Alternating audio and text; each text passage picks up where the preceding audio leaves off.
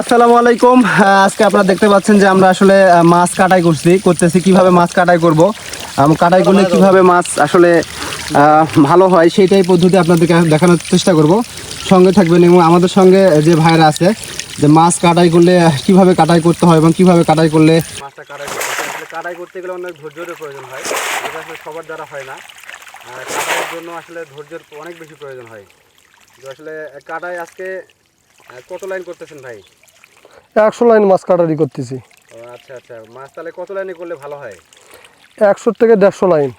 এই লাইনে মাছ করলে আসলে সুবিধাটা কি? এই লাইন মাছ করলে বন্ধু মহিলার সংখ্যাটা বেশি থাকবে, পুরুষের সংখ্যাটা কম থাকবে। ও আচ্ছা, তাহলে বোঝা যায় যে পুরুষ মহিলাটা এই সময়টাতে বোঝা যায়। হ্যাঁ, এই সময়টাতে পুরুষ কোনটা মহিলা কোনটা বোঝা যায়। ও আচ্ছা, তাহলে সেক্ষেত্রে আপনারা যারা 2000 লাইন 1500 লাইন 800 লাইন বাছাই কাটাই করেন, আসলে আপনাদের সেক্ষেত্রে আপনার পুরুষ মহিলাটা আসলে চেনা যায় না, পারবেন না, চিনাই করতে হবে না। সেখানে মহিলা পুরুষের সংখ্যাটা বেশি, পুরুষের সংখ্যাটা বেশি থাকবে। এই জন্য আপনারা চেষ্টা করবেন যে 100 থেকে 150 লাইনের মাছ কীভাবে আসলে আসলে কাটাই করবেন, তাহলে রেজাল্টটা ভালো হবে। কাটাই করার উদ্দেশ্য অনেকগুলো আছে।